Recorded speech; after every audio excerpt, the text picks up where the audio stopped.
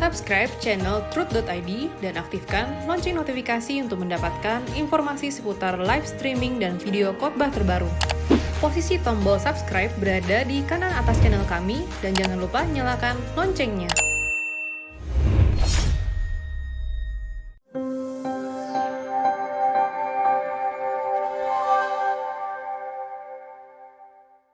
Shalom Bapak Ibu Saudara terkasih, senang sekali bisa menyapa kembali saudara sekalian dalam kesempatan yang berbahagia kali ini. Pemberitaan firman Tuhan pada kesempatan ini dengan mengangkat tema Siap Sedialah dengan nats utama dari 1 Petrus pasal 1 ayat yang ke-13 sampai dengan 16. Sebelum kita berdoa saya akan membacakan beberapa ayat ini. 1 Petrus pasal yang pertama ayat yang ke-13 sampai dengan ayat yang ke-16.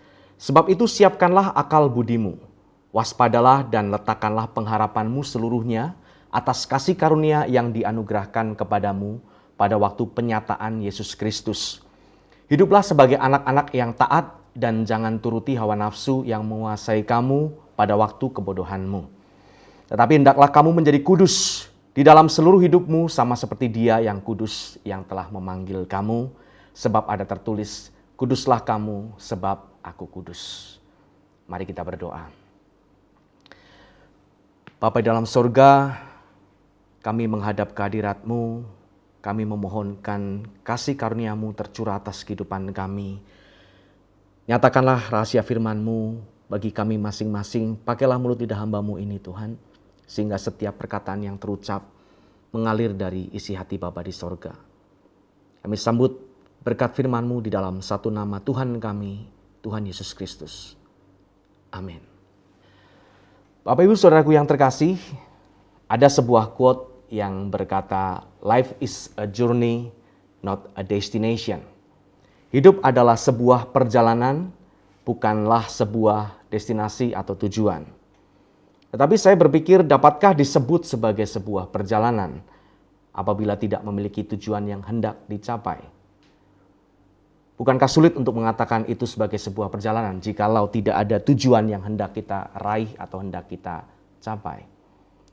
Maka saya lebih cenderung pada kalimat berikut ini. Life is a series of destinations which lead us to one ultimate destiny, eternity. Bahwa hidup adalah serangkaian dari tujuan yang menghantar kita kepada sebuah tujuan akhir, yaitu kekekalan.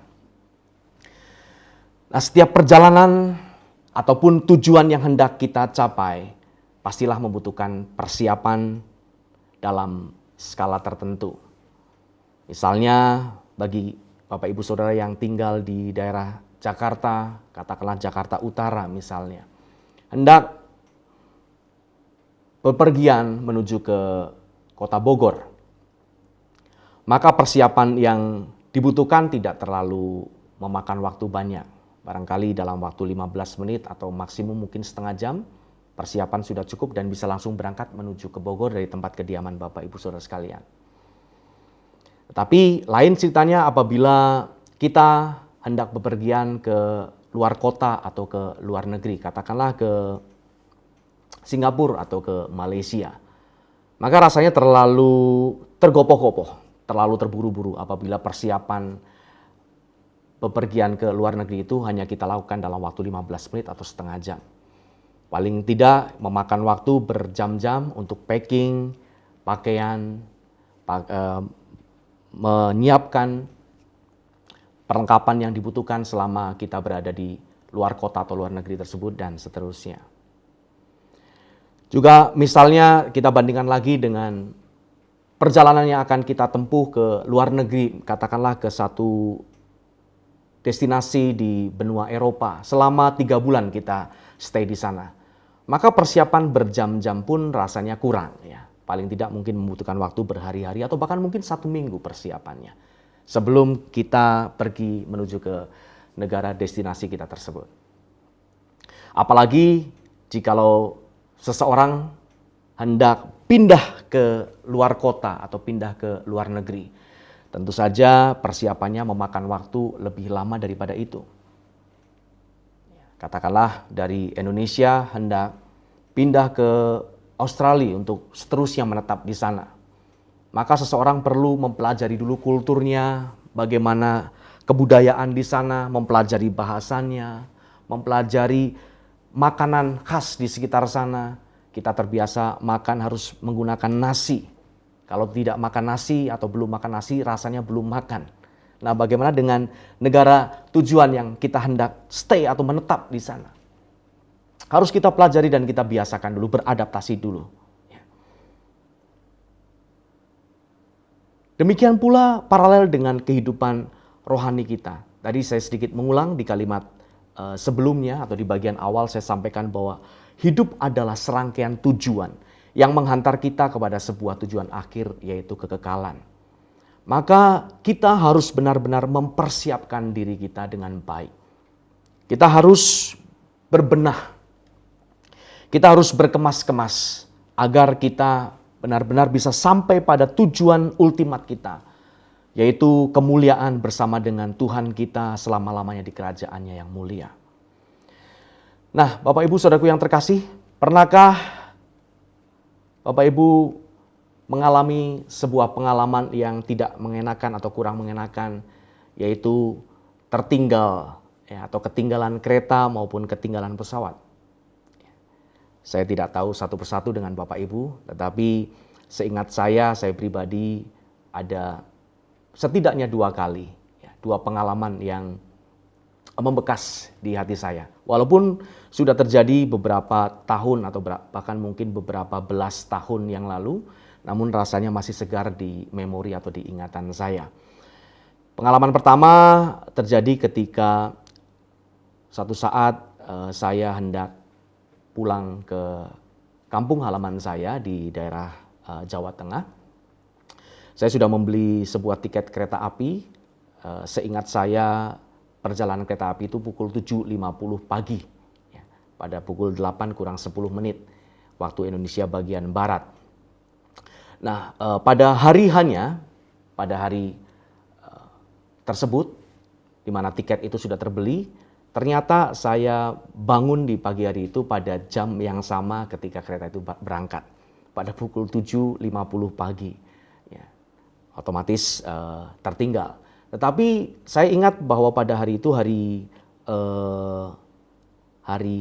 Imlek, hari Imlek di mana keluarga besar berkumpul di tempat kota kelahiran saya, maka saya harus pulang saat itu juga. Saya tetap ke stasiun kereta api lalu membeli tiket pada jadwal yang berikutnya, jadwal kereta api yang selanjutnya dengan harga yang lebih mahal karena beli tiket go show atau on the spot. Pada saat itu juga langsung beli dan langsung berangkat. Pengalaman yang kedua adalah ketika papa mertua kami hendak pulang kembali ke tempat tinggal mereka di Jawa Tengah waktu itu dari rumah kami yang di Jakarta. Kami sudah bersiap-siap lalu mengantarkan orang tua menuju ke bandara. Kami sudah prepare sekitar 2,5 jam dari rumah menuju ke bandara. Dengan harapan dalam waktu kurang dari 2 jam kami sudah tiba di bandara. Tetapi ternyata 2,5 jam berlalu dan kami masih stuck di tengah-tengah perjalanan akibat macet yang di luar dugaan kami. Nah, dari 2 pengalaman yang membekas tersebut, bahwa ketinggalan kereta api, ketinggalan pesawat, masih mudah untuk menemukan solusinya. Tinggal beli ulang tiket, next flight, ikuti penerbangan selanjutnya atau ikuti jadwal kereta api selanjutnya, problem solve. Masalah bisa terpecahkan. Tetapi bagaimana apabila seseorang tertinggal oleh kendaraan yang menuju perhentian terakhir, yaitu kekekalan? Maka membeli ulang tiket, merestart kehidupan, ataupun kemungkinan-kemungkinan yang lain itu adalah suatu hal yang mustahil terjadi. Tidak ada hal yang semacam itu. Membeli ulang tiketnya. Tidak ada. Sekali kehidupan ini bergulir, berjalan, maka terus kita tidak bisa mengulang kembali waktu.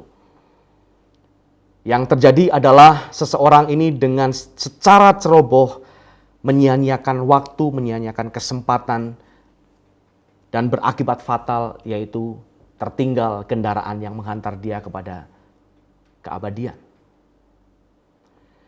Jadi Bapak Ibu Saudaraku yang terkasih, bagaimana supaya kita tidak mengalami penyesalan yang tidak berujung? Bagaimana supaya kita sampai pada tempat tujuan yang terakhir kita?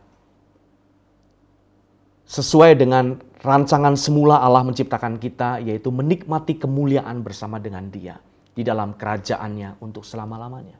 Memerintah bersama dengan Dia di keabadian. Maka satu jawaban sesuai dengan judul tema ini, siap sedialah. Tidak ada cara lain yang bisa kita ambil, yang bisa kita lakukan. Tidak ada jalan pintas untuk mencapai tujuan ultimat tersebut. Selain kita harus senantiasa berkeadaan siap sedia. Siap sedialah setiap saat. Saya akan membaca ulang ayatnya yang ke-13 dari 1 Petrus pasal 1 tadi. Sebab itu siapkanlah akal budimu.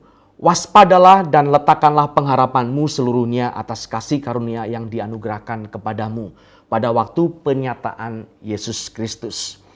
Jadi ada 5 hal yang harus kita lakukan. Ada 5 hal yang harus kita miliki. Yang harus kita kenakan di dalam kehidupan kita masing-masing. Diawali dengan pikiran. Diawali dengan mindset kita. Dan diakhiri dengan menaruh pengharapan seluruhnya atas keselamatan yang daripada Kristus. Marilah kita membahas satu persatu. Hal yang pertama yang saya catat di sini, bagaimana kita mempersiapkan diri kita dengan baik. Bagaimana agar kita selalu dalam keadaan siap sedia setiap saat. Maka yang pertama adalah think clearly and exercise self-control. Ayat 13 tadi jika dibacakan di dalam terjemahan New Living Translation dalam bahasa Inggris, dalam terjemahan New Living Translation, ayat ini berkata demikian. So think clearly and exercise self-control. Saya ulangi. So think clearly and exercise self-control. Saya terjemahkan bahwa kalimat ini berarti berbunyi, berpikirlah secara jernih dan berlatihlah untuk menguasai diri sendiri.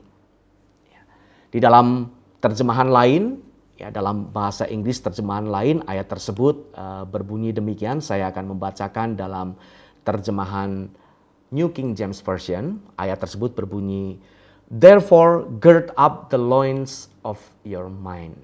Therefore gird up the loins of your mind. Artinya secara harafiah cukup unik untuk kita perhatikan, ya, karena kalimat ini secara literal atau secara harafiah berbunyi demikian. Sebab itu ikatlah dengan kencang atau kencangkanlah ikat pinggang akal budimu. Jadi therefore gird up the loins of your mind, kalau saya boleh terjemahkan secara harafiah, kalimat itu akan berbunyi demikian. Sebab itu kencangkanlah ikat pinggang akal budimu. Terjemahan dari bahasa Yunaninya, anazosamenoi-tas hoswas tes dianoias himon. Kata kerja anazosamenoi adalah bentuk kata kerja participle aorist middle nominatif maskulin plural dari kata dasar anazonimi. Bentuk kata kerja middle artinya adalah satu aktivitas atau satu pekerjaan yang dikenakan oleh seseorang terhadap dirinya sendiri. Kata kerja ini mengisyaratkan bahwa untuk mengencangkan ikat pinggang akal budi seseorang, kita harus melakukannya, masing-masing kita harus melakukannya sendiri-sendiri. Saya tidak bisa membantu orang lain pun demikian tidak bisa membantu saya. Sayalah yang paling bertanggung jawab mempersiapkan akal budi saya sendiri. Masing-masing Bapak Ibu Saudara yang paling bertanggung jawab mempersiapkan akal budi Bapak Ibu Saudara sekalian masing-masing. Jadi jangan salahkan siapapun ketika pada akhirnya seseorang berkeadaan tidak siap sedia dan akhirnya ditinggalkan oleh Tuhan. Orang tersebut tidak bisa menyalahkan Tuhan dengan berkata, Tuhan aku udah sering berdoa, siapkanlah aku, persiapkan aku. Tidak bisa. Karena pekerjaan ini adalah tanggung jawab kita masing-masing. Bukan terserah Tuhan. Tentu saja Tuhan pencipta alam semesta dan segala isinya yang menciptakan kita sekalian menghendaki agar tidak ada seorang pun yang binasa. Maka yang Sang Maha Besar Allah kita itu pasti menghendaki agar kita semua berkeadaan siap sedia. Tetapi realitasnya, kenyataannya dikembalikan kepada pribadi kita masing-masing.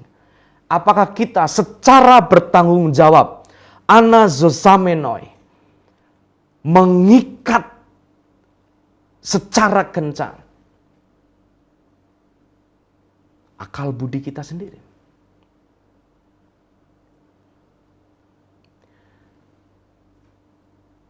Terjemahan Alkitab kita yang diterjemahkan oleh Lembaga Alkitab Indonesia sudah secara tepat sekali menerjemahkan ayat ini dengan menarik makna metaforanya, yaitu siapkanlah. Siapkanlah akal budimu itu secara lengkapnya. Makna metafora artinya bahwa kata tersebut memiliki makna yang lain dari apa yang dimaksud, namun disamakan atau dibandingkan sehingga seolah-olah mewakili apa yang dimaksud. Dengan kalimat yang lebih sederhana, makna metafora siapkanlah akal budimu itu sejajar atau paralel dengan makna harafiahnya, yaitu kencangkanlah ikat pinggang akal budimu. Kata gird up the loins of your mind, kencangkanlah ikat pinggang akal budimu ini diadopsi atau dipinjam oleh penulis 1 Petrus ini dari sebuah metafora yang berasal dari praktek orang Timur, di mana orang-orang Timur pada zaman dahulu, zaman kuno, pada zaman ketika Alkitab Perjanjian Lama ditulis, atau bahkan sesudahnya, mereka melakukan suatu aktivitas yaitu berupa mengikatkan ikat pinggang kulit di atas jubah yang mereka kenakan. Pakaian yang biasa orang-orang pada masa itu kenakan adalah berupa jubah panjang yang mengelilingi sekujur tubuh mereka. Dan apabila tidak dikenakan dengan ikat pinggang ini, maka jubah tersebut bisa terbang kemana-mana. Sehingga akan mempersulit orang tersebut melakukan aktivitas atau kegiatan apapun juga. Nah, supaya perjalanan yang hendak dilakukan, yang hendak dijalani, ataupun pekerjaan yang hendak dilakukan tidak terganggu oleh jubah yang dikenakan mereka, maka mereka gird up the loins of their garments. Mereka mengikatkan secara kencang ikat pinggang kulit itu ke atas jubah mereka.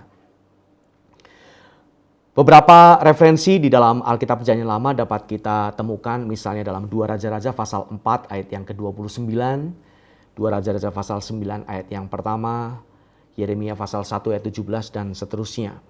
Saya akan mengutip satu saja dari sekian banyak ayat di dalam Perjanjian Lama yang memuat kalimat ikatlah pinggangmu.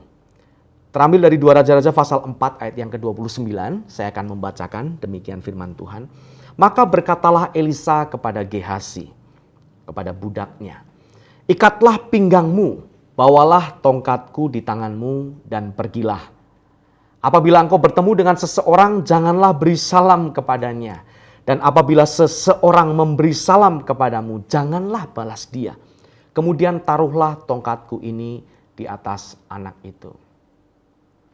Konteks dari cerita ini atau kisah ini adalah ketika anak dari seorang janda yang menolong Elisa meninggal dunia, maka Elisa memerintahkan budaknya yang bernama Gehazi melakukan sesuatu tindakan yang sulit untuk dicerna. Kalau kita membayangkan, kalau kita mencoba untuk memasuki ke dalam peristiwa tersebut dan kita membayangkan seolah-olah kita adalah Gehazi atau hamba dari Nabi Elisa ini, kita akan kebingungan. Ini maksudnya Tuhan saya ini apa ya? Apa maksud dari Nabi Elisa ini? Ada seseorang meminta pertolongan atau setidaknya memberikan pemberitahuan bahwa anaknya sudah meninggal. Kok saya disuruh datang ke sana, nggak usah pedulikan shalom atau ucapan salam dari orang-orang yang menyapa saya, lalu meletakkan tongkat di atas anak tersebut. Suatu tindakan yang sulit untuk dinara, susah untuk dimasukkan ke dalam logika kita. Tetapi orang yang mengikat pinggangnya, dalam hal ini Gehazi, ya, mengikat pinggang, ini adalah seseorang yang submit, seorang yang taat, ya, seseorang yang fokus untuk melaksanakan misi yang diembannya sampai dengan tugas itu atau tujuan itu tercapai. Nah, inilah kondisi orang-orang yang mengikat pinggangnya, ya, orang yang berkeadaan siap sedia. Ya. Jadi sebab itu siapkanlah akal budimu. Dapat diterjemahkan dengan kalimat lain bahwa suatu pikiran, suatu cara berpikir atau mindset yang selalu siap untuk bekerja dan bertindak produktif bagi Allah dalam situasi apapun. Dan apapun risikonya. Kalau kita kembali ke cerita tadi tentang Gehazi, dia tidak boleh memperdulikan perkataan orang lain. Ini orang songong banget ya. Ini orang kok tengil banget ya. Saya udah mengucapkan shalom baik-baik, kok nggak dibalas ya. Dia tidak boleh memperdulikan itu. Resikonya bahwa orang-orang yang dalam keadaan siap sedia ini bisa dimusuhi oleh orang-orang di sekitarnya. Bisa dizolimi, bisa diperlakukan secara tidak adil. Bisa dikata-katain, bisa dijelek-jelekin, dan lain sebagainya. Perlakuan yang tidak mengenakan. Namun orang yang berkeadaan siap sedia ini, orang yang berpikir secara jernih, think clearly. Orang yang mengikatkan akal budinya secara kencang dengan kebenaran firman Allah. Orang yang tidak memperdulikan apapun di sekitarnya. Yang penting bagaimana Tuhan disenangkan. Yang penting bagaimana melalui kehidupan saya, hati Tuhan boleh disukakan. Kata dianoia, ya, yang diterjemahkan akal budimu, ini menarik untuk kita perhatikan Bapak Ibu Saudara sekalian. Dianoia ini terdiri dari dua kata, dia dan nous. Sebenarnya kata nous ini sendiri artinya adalah akal budi atau mindset. Contohnya di dalam Roma pasal 12 ayat yang kedua. Mungkin sebaiknya saya bacakan terlebih dahulu. Roma pasal 12 ayat yang kedua. Di ayat ini dalam bahasa Yunani digunakan kata nous. Janganlah kamu menjadi serupa dengan dunia ini, tetapi berubahlah oleh pembaharuan budimu, nous. Pembaruan mindsetmu. Sehingga kamu dapat membedakan manakah kehendak Allah, apa yang baik, yang berkenan kepada Allah, dan yang sempurna. Kata dianoia selain nous mendapat preposisi dia, maka gabungannya menjadi dianoia yang dapat diterjemahkan sebagai mind for actions. Nah, ini menarik sekali untuk kita perhatikan. Bahwa ini bukan sekedar cara kita berpikir sebagaimana biasanya. Tetapi ini merupakan mind for actions. Merupakan kesiapan akal budi kita untuk bertindak kapanpun juga. Kapanpun Allah perintahkan, kita selalu dalam keadaan siap sedia. Kemanapun Tuhan minta kita untuk melangkahkan kaki kita, pada saat itu juga kita sudah siap sedia untuk melakukannya. Untuk bepergian dalam menjalankan tugas yang dipercayakan Allah kepada kita.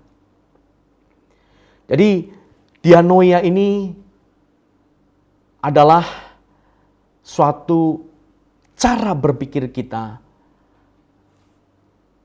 untuk pengambilan keputusan. Ini saya gambarkan sebagai suatu barisan terdepan atau garda terdepan dalam setiap pengambilan keputusan kita. Dalam setiap hal yang kita lakukan, gerak hati, perasaan kita, tingkah laku, tindak tanduk, sikap, perbuatan, dan sebagainya. Sangat ditentukan oleh kualitas dari dianoia kita masing-masing. Dianoia ini menunjuk pada suatu keadaan yang lebih tinggi tingkatannya dari sekedar sikap berjaga-jaga dan waspada. Jika saya kaitkan dengan tingkatan status gunung berapi, satu bencana alam gunung berapi, ada beberapa tingkatan status dimulai dari normal, kemudian waspada, siaga, dan kemudian yang paling terakhir adalah awas. Dan setelah itu yaitu evakuasi.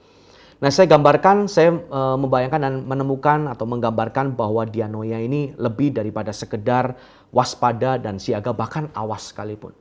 Tetapi dianoia ini lebih berkaitan atau lebih tepat dengan take action atau evakuasi. Kalau disejajarkan dengan peristiwa bencana alam seperti gunung berapi ataupun tsunami maupun gempa bumi dan lain sebagainya, maka ini adalah evakuasi itu sendiri. Di mana orang-orang yang tinggal di wilayah terdekat dari pusat bencana tersebut harus dipindahkan dari tempat asalnya. Nah, berbicara tentang hal ini, ada satu pelajaran penting yang harus masing-masing kita perhatikan, yaitu bahwa berkenaan dengan siapkanlah akal budi kita, maka itu berarti bahwa kita harus mengevakuasi cara berpikir kita yang lama. Kita harus memindahkan cara berpikir kita. Dari semula kita terbiasa berpikir di dunia ini. Cara berpikir kita selama ini orientasinya hanya pada hal-hal yang bersifat fana, bersifat sementara. Lalu kita pindahkan hati kita, pindahkan akal budi kita. Hati kita pindahkan ke sorga. Memindahkan hati kita ke satu tempat di mana harta kita tidak akan terganggu oleh ngengat, oleh karat, dan tidak bisa dibobol oleh pencuri manapun juga. Ini terambil dari Matius pasal 6 ayat yang ke-19 sampai ayat yang ke-20, di mana Tuhan Yesus mengajarkan agar kita tidak menyimpan harta kita di bumi. Jangan menaruh hati kita di bumi yang sementara ini. Tapi kita harus mengevakuasi, memindahkan hati kita kepada dunia yang akan datang. Jadi berbicara tentang poin yang pertama, siap sedia ini, bahwa kita harus berpikir secara jernih, think clearly and exercise self-control. Artinya bahwa kita harus memiliki pikiran yang selalu siap sedia untuk bekerja dan bertindak produktif bagi Allah dalam situasi dan kondisi apapun juga. Hal yang kedua yang saya catat, bagaimana agar kita mempersiapkan diri kita supaya senantiasa siap sedia dalam segala situasi dan kondisi. Kita harus memiliki atau melakukan poin yang kedua, yaitu radical repentance. Radical repentance atau pertobatan secara radikal. Kita diadopsi oleh Allah dari dunia ini. Kita tadinya adalah anak-anak yang binasa. Kita tadinya adalah orang-orang yang seharusnya dibinasakan akibat pemberontakan kita terhadap Allah dengan dosa-dosa yang kita lakukan. Baik dosa keturunan maupun dosa yang kita lakukan melalui perbuatan, pikiran kita, perasaan kita, sikap kita kepada orang lain dan lain sebagainya. Namun Allah mengambil kita menjadi anak. Dengan diadopsinya kita sebagai anak raja, tidak serta-merta, tidak secara otomatis membuat kita berkeadaan benar-benar sesuai dengan yang diinginkan oleh Allah. Kita barulah dalam keadaan dibenarkan. Setelah kita dibenarkan atau memperoleh keselamatan dari Tuhan, tugas kita dan tanggung jawab kita adalah merespons keselamatan tersebut dengan bersedia, berkomitmen untuk melakukan pertobatan secara radikal, radical repentance. Contoh yang paling baik atau contoh yang teladan yang bisa kita ikuti di dalam tokoh Alkitab adalah diri Rasul Paulus. Di dalam Filipi pasal yang ketiga ayat yang ke-7 sampai dengan ayat yang ke-9, Rasul Paulus berkata demikian di surat tersebut. Filipi pasal yang ketiga ayat yang ke-7 sampai dengan ayat yang ke-9. Tetapi apa yang dahulu merupakan keuntungan bagiku, sekarang kuanggap rugi karena Kristus. Malahan segala sesuatu kuanggap rugi karena pengenalan akan Kristus Yesus Tuhanku lebih mulia daripada semuanya. Oleh karena dialah aku telah melepaskan semuanya itu dan menganggapnya sampah, supaya aku memperoleh Kristus dan berada dalam Dia bukan dengan kebenaranku sendiri karena mentaati hukum Taurat, melainkan dengan kebenaran karena kepercayaan kepada Kristus, yaitu kebenaran yang Allah anugerahkan berdasarkan kepercayaan. Luar biasa sekali pertobatan yang dilakukan oleh Paulus, dan ini adalah teladan yang sangat baik untuk kita ikuti, patut kita teladani. Apa yang dahulu dipandang sebagai hal yang menguntungkan oleh Rasul Paulus, sejak pengenalannya akan Kristus, dia kemudian memandang semua itu sebagai sampah, tidak ada artinya lagi. Dan dia membuang semuanya itu agar ia memperoleh Kristus. Ini pertobatan yang sungguh-sungguh, ini pertobatan yang radikal, tidak setengah-setengah. Bukan pertobatan secara kamuflase atau kemunafikan seperti yang dilakukan oleh orang-orang Farisi dan ahli-ahli Taurat. Kita tidak boleh bertobat setengah-setengah.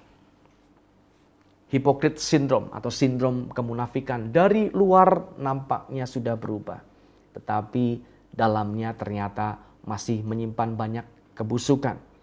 Di dalam Matius pasal 23 ayat 27, Tuhan Yesus mengecam kelompok ini dengan berkata demikian. Celakalah kamu, hai ahli-ahli Taurat dan orang-orang Farisi. Hai kamu orang-orang munafik. Sebab kamu sama seperti kuburan yang dilabur putih, yang sebelah luarnya memang bersih tampaknya, tetapi yang sebelah dalamnya penuh tulang belulang dan berbagai jenis kotoran. Pertobatan yang setengah-setengah hanya mendatangkan kejijikan, mendatangkan rasa tidak suka terhadap Allah. Allah tidak akan menyukai orang-orang yang munafik, orang-orang yang hari ini berkata iya bertobat, tetapi besok kambuh kembali. Tidak ada kesungguhan niat hati untuk benar-benar secara serius atau secara radikal meninggalkan kehidupannya yang lama. Lalu kita kembali ke ayat utama kita dalam 1 Petrus pasal 1. Saya bacakan ayat yang ke-14. Di sana dikatakan demikian, hiduplah sebagai anak-anak yang taat dan jangan turuti hawa nafsu yang menguasai kamu pada waktu kebodohanmu. Semua kita, termasuk saya tidak terkecuali, di masa lalu saya, di masa lalu kita hidup di dalam waktu-waktu atau masa-masa kebodohan kita. Kita terikat pada hal-hal yang tidak menyenangkan hati Tuhan. Namun Allah tidak mau kita hidup di masa lalu dan Dia tidak ingin kita menghidupi masa lalu kita di masa sekarang ini.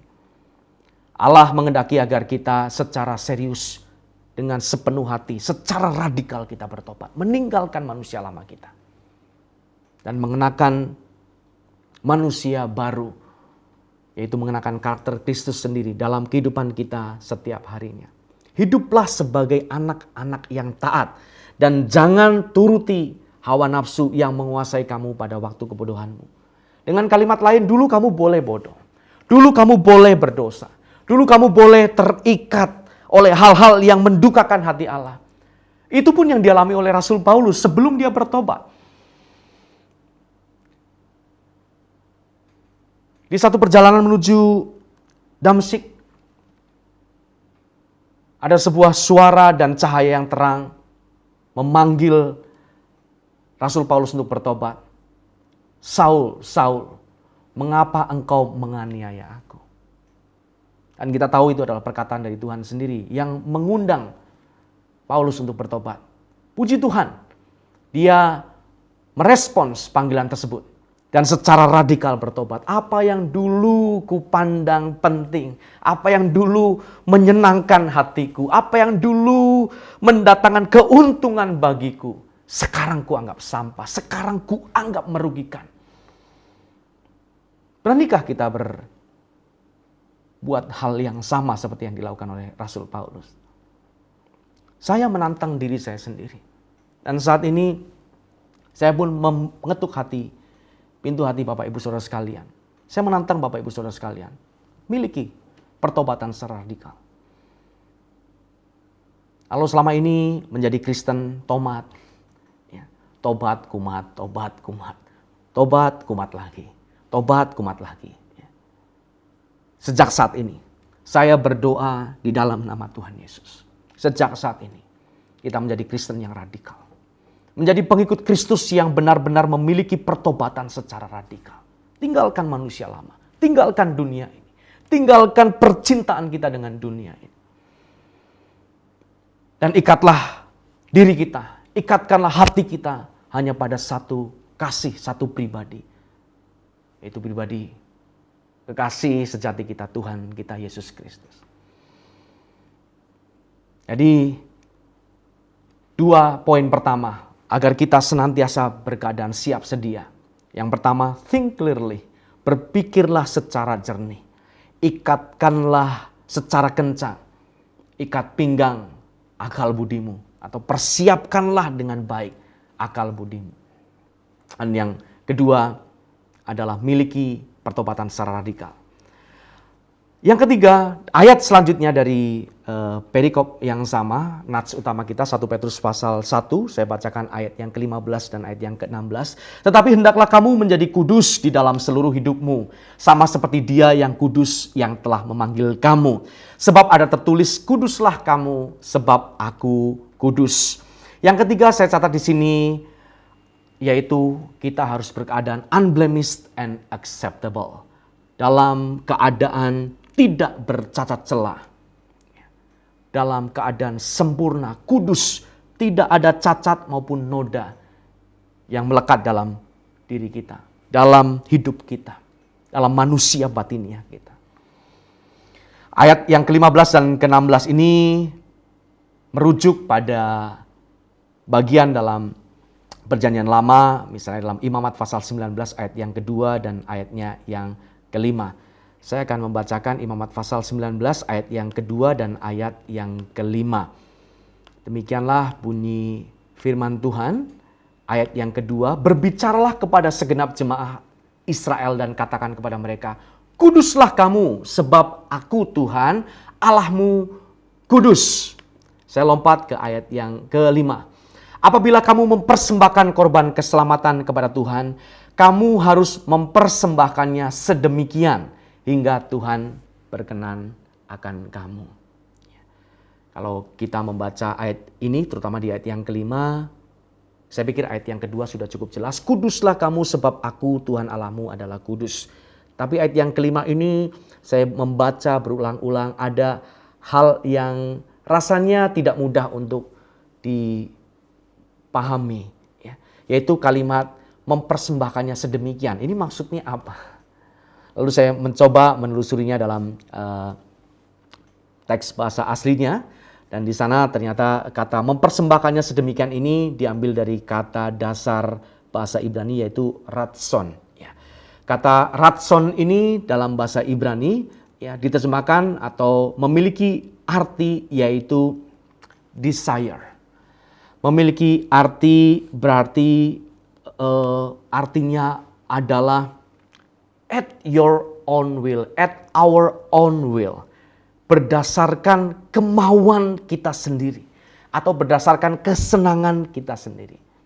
Di mana kita suka atas hal tersebut. Dalam hal ini adalah mempersembahkan persembahan kepada Tuhan.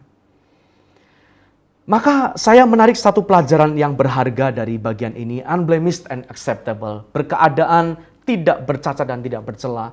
Ini tidak boleh menjadi suatu hal yang membebani hidup kita. Menjadi kita kemudian merasa berat, merasa ini memberatkan hidup kita, membuat hidup kita tidak enak, membuat hidup kita tidak senang, membuat hidup kita tidak bersuka cita. Karena memang daging kita secara naluri menghendaki bertolak belakang dengan apa yang diinginkan oleh roh. Demikian kata firman Tuhan dalam Galatia. Keinginan daging berlawanan dengan keinginan roh. Maka ketika kita melawan, ketika kita memilih untuk menurut perintah Allah, ketika kita menaati, memilih untuk taat kepada apapun yang menjadi kehendak dan rencana Allah dalam kehidupan kita, daging kita berteriak. Daging kita tidak terima. Lalu kita punya kecenderungan untuk tidak senang. Dari kata ratson, kata yang sederhana sebenarnya. Namun dapat kita ambil satu pelajaran berharga bahwa kita ketika kita berjuang untuk menjadi sempurna, seperti Bapa di sorga adalah sempurna. Kudus sebagaimana Dia kudus. Ini harus kita lakukan dengan sukacita. Harus lahir dari dasar hati kita yang terdalam. Harus menjadi satu kesenangan kita, satu kesukaan kita. Karena Allah tidak mungkin disukakan oleh persembahan yang diberikan oleh seseorang yang tidak sukarela. Allah menyelidiki sampai dengan kedalaman hati setiap orang. Apabila seseorang ada mempersembahkan korban kepada Allah dengan terpaksa, dengan tidak senang hati, tidak dengan ikhlas, maka Allah pun tidak akan bersukacita atas persembahan tersebut. Maka ketika kita mempersembahkan hidup kita sebagai sebuah korban sajian, sebagai sebuah korban bakaran yang menyenangkan hati Allah, itu harus kita kerjakan, harus kita lakukan. Berangkat dari hati yang mengasihi Tuhan. Kita harus menjadikan setiap penyalipan daging kita ini sebagai satu aktivitas yang menyenangkan, yang menggairahkan. Daging kita boleh berteriak, tapi kita berkata haleluya. Pujilah Tuhan, saya bersukacita di dalam Tuhan. Sampai pada satu kondisi, satu titik di mana daging kita tidak bersuara lagi. Wah, ini luar biasa. Perjuangan kita harus kita bawa sampai satu level di mana daging kita tidak bersuara lagi. Yaitu ketika kita secara sepenuhnya mengikuti hanya suara Tuhan saja, Sang Gembala Agung kita. Hal yang keempat yang harus kita miliki agar kita berkeadaan siap sedia. Di ayat yang ke-17 dari 1 Petrus pasal yang pertama, baiklah kita melihat bagian ini. 1 Petrus pasal 1 ayat yang ke-17. Dan jika kamu menyebutnya Bapa, yaitu Dia yang tanpa memandang muka menghakimi semua orang menurut perbuatannya, maka hendaklah kamu hidup dalam ketakutan selama kamu menumpang di dunia ini. Saya menggarisbawahi kalimat yang terakhir, selama kamu menumpang di dunia ini. Keadaan siap sedia, keadaan di mana kapanpun kita siap berangkat, hanya dapat kita capai apabila yang pertama kita berpikir secara jernih, lalu kita memiliki pertobatan secara radikal, dan kita bersedia untuk berjuang berkeadaan tidak bercacat dan tidak bercela di hadapan Tuhan. Dan yang keempat, miliki cara berpikir seorang asing dan seorang pendatang, travelers minded. Cara berpikir seorang wisatawan. Seorang yang menumpang di dunia ini. Beberapa waktu yang lalu, beberapa hari yang lalu atau mungkin seminggu yang lalu, saya melihat di media sosial salah seorang teman saya, ada satu foto yang sangat eye-catching gitu ya, sangat grab attention saya, sangat menarik perhatian saya. Di gambarnya sih biasa-biasa saja, cuman kalimatnya ini begitu menggelitik sehingga membuat mata saya tertuju kepada tulisan tersebut. Saya bacakan ya, di postingan media sosial kawan saya ini, bunyinya demikian ya. Lagi asik ngejar dunia, meninggal. Lagi asik ngejar dunia, meninggal. Titik. Endingnya suruh melanjutkan sendiri, silakan diteruskan sendiri. Satu keadaan yang sangat tidak enak sekali ya. Sedang asik-asiknya ngejar dunia, ya, artinya adalah mengejar kebahagiaan yang ditawarkan oleh dunia ini, tiba-tiba meninggal dunia. Ya. Pertama saya membaca kalimat ini, reaksi saya adalah tertawa. Wah, ini bagus nih, ini lucu ini. Tapi kemudian lama-lama mikir, ini pun bisa terjadi pada siapapun orang, tidak terkecuali saya. Jangan sampai saya ternyata sedang asik ngejar dunia. Kelihatannya khotbah, dan memang saya berkhotbah. Tapi jangan sampai ternyata saya sedang asik ngejar dunia, lalu meninggal. Karena meninggal bisa terjadi pada siapapun juga, ya, siapapun juga kita dan kapanpun saja. Tidak kenal waktu, tidak kenal cuaca, tidak kenal apapun juga. Anytime waktunya berangkat, kita berangkat. Ya. Jangan merasa arogan, jangan merasa sombong. Wah, saya masih muda, saya masih kuat. Coba Bapak Ibu perhatikan saya. Lihat wajah saya baik-baik. Masih muda. Kelihatan masih kuat ya. Tapi belum tentu dalam ya, bagian internal saya, ya, jantung, paru-paru, ginjal dan lain sebagainya seprima atau sebaik keadaan permukaan saya. Ya. Karena beberapa waktu yang lalu saya sedang exercise, saya sedang berolahraga. Saya memang belakangan ini tidak cukup rutin dalam berolahraga, sehingga pada waktu itu ketika saya sedang cycling dengan sepeda statis, saya cukup memforsir, saya cukup menguras tenaga saya. Singkat cerita, beberapa menit kemudian setelah saya menghentikan aktivitas olahraga tersebut, tiba-tiba dunia gelap. Semuanya terasa gelap, nyaris pingsan. Ya puji Tuhan, Tuhan masih memberikan saya kesempatan hidup dan boleh melayani ya, Bapak Ibu Saudara sekalian. Masih diperkenankan Tuhan untuk memperbaiki keadaan saya. Masih diizinkan untuk menjadi penyampai ya, pesan Allah. Tapi bisa saja kali waktu itu sebenarnya saya berangkat. Hal seperti itu bisa menimpa siapapun juga. Tidak bisa kita arogan, tidak bisa kita sombong. Kalau Tuhan bilang, ya sudah selesai, berangkat. Maka tidak bisa kita berdebat, oh jangan dulu dong Tuhan, berangkat. Bisa kapan saja, bisa dengan cara apapun juga. Apalagi di tengah-tengah situasi pandemi COVID yang belum juga mereda sampai dengan saat ini.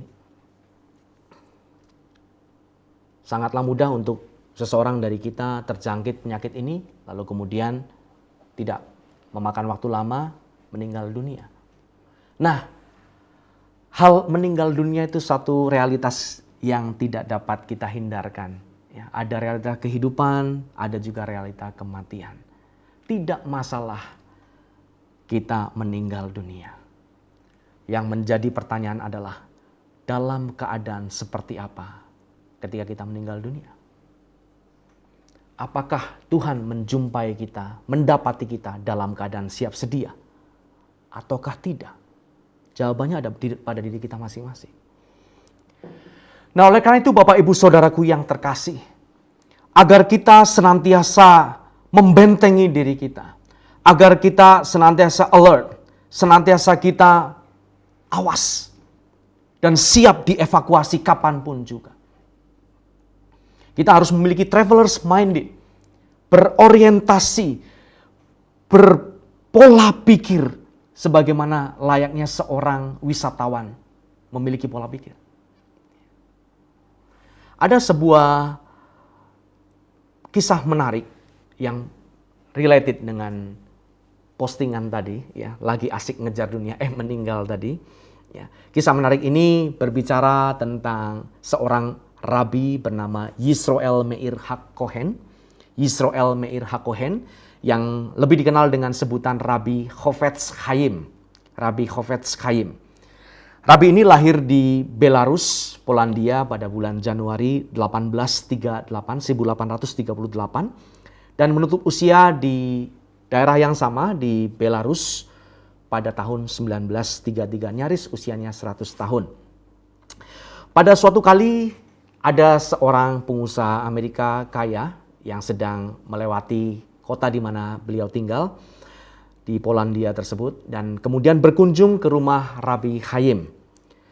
Saat masuk, pengusaha kaya ini dikejutkan oleh betapa sedikitnya perabotan dan perlengkapan di dalam rumah itu. Tempat tinggal dari Rabbi Chaim. Padahal beliau orang yang tersohor, orang yang terkenal. Pelancong ini, wisatawan ini, ya pengusaha Amerika kaya ini terkejut. Wah, kok perabotannya, kok rumahnya kosong? Tidak ada sofa, gelar di lantai, dan seterusnya. Sedikit sekali perabotan yang ada dalam rumah tersebut. Maka dia bertanya kepada sang rabi, di mana semua perabotan Anda? Pertanyaan yang spontan diajukan oleh pengusaha ini. Dan direspon oleh Rabbi Chofetz Chaim dengan pertanyaan, dan di mana milikmu? Pertanyaan diajukan dan dijawab dengan pertanyaan yang sama. Dan di mana perabotanmu? Tanya sang rabi. Agak kaget dengan jawaban tersebut. Pengusaha itu kemudian berkata, oh, kalau saya kan hanya lewat. I'm only passing through. Saya cuma travelers. I'm only passing through. Oh, saya hanya lewat. Dan kemudian dijawab kembali oleh sang rabi dengan jawaban demikian. Saya juga hanya lewat. Saya juga hanya lewat. I'm only passing through.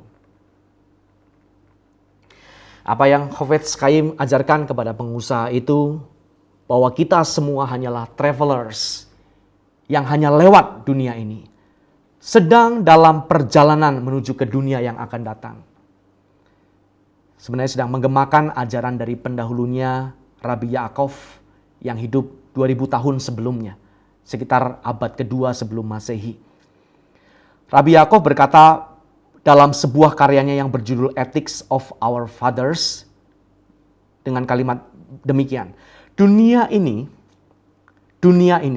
seperti lobi depan dari dunia yang akan datang. Kata Rabbi Yaakov, saya ulangi, dunia ini bagaikan atau seperti seumpama lobi depan dari dunia yang akan datang. Persiapkan diri Anda dengan baik di lobi sehingga Anda dapat memasuki ruang perjamuan. Persiapkan diri Anda dengan baik di lobi sehingga Anda dapat atau layak memasuki ruang perjamuan. Dari perkataan bijak tersebut, kita dapat menarik pelajaran penting bahwa dunia fisik, dunia di mana kita tinggal saat ini, yang kita tinggali untuk sementara ini, bukanlah tujuan akhir kita. Bukanlah our final destination. Bukan our ultimate destination. Tetapi adalah tempat tinggal yang sementara, hunian sementara, untuk mempersiapkan diri bagi rumah utama kita yang sesungguhnya atau huntara. di dunia yang akan datang. Sebagaimana halnya lobi depan yang mengarah ke ruang perjamuan. Kita memang tidak dapat masuk ke ruang perjamuan tanpa melewati lobi itu. Tetapi lobi ini sendiri bukanlah tujuan akhir kita. Tujuan kita adalah tempat di mana pesta perjamuan anak domba Allah sebagaimana tertulis dalam kitab Wahyu. Itu yang seharusnya menjadi tujuan akhir kita. Itu yang harusnya menjadi dambaan hati kita. Itu yang harusnya menggelorakan hasrat gairah hati kita setiap saat. Apabila kita mempersiapkan diri dengan baik dalam hal penyempurnaan karakter, selagi kita berada di lobi dunia ini, kita akan dapat menikmati hadiah besar yang akan kita terima di ruang perjamuan, yaitu dunia yang akan datang. Penyempurnaan karakter kita terbentuk dari jam-jam doa di bawah kaki Tuhan. Bertekun dalam kebenaran firman Tuhan. Dan kesediaan serta komitmen kuat untuk melakukan firman-Nya dalam kehidupan kita sehari-hari. Sampai Roh Kudus membentuk karakter kita serupa dengan Kristus. Sempurna seperti Bapa di sorga adalah sempurna. Namun apabila kita lupa bahwa kita hanya melewati dunia ini, kita hanya travelers, sojourners, passing through this world. Dan kita menyibukkan diri sendiri untuk sebagian besar hidup kita dengan segala macam quote-unquote perabotan, fun, dan pengejaran duniawi lainnya. Mengabaikan sisi spiritual kita. Maka apa yang akan kita nikmati di dunia yang akan datang? Yang ada hanyalah kehampaan dan kengerian akibat keterpisahan untuk selama-lamanya dari Allah di kekekalan.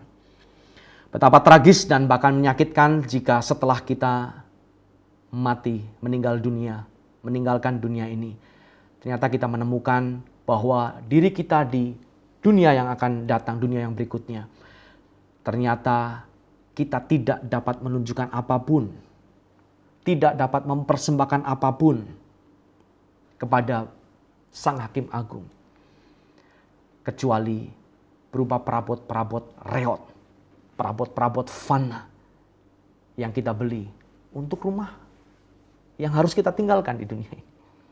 Betapa tragis dan mengerikannya keadaan seperti itu.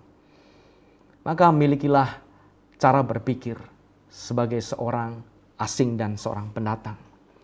Dan berkaitan dengan itu yang terakhir di ayat yang ke-21 dari 1 Petrus pasal 1, saya akan membacakan poin yang kelima yang terakhir berkenaan dengan pengharapan. Di ayat yang ke-21 dari 1 Petrus pasal yang pertama, oleh dialah kamu percaya kepada Allah yang telah membangkitkan dia dari antara orang mati dan yang telah memuliakannya sehingga imanmu dan pengharapanmu tertuju kepada Allah.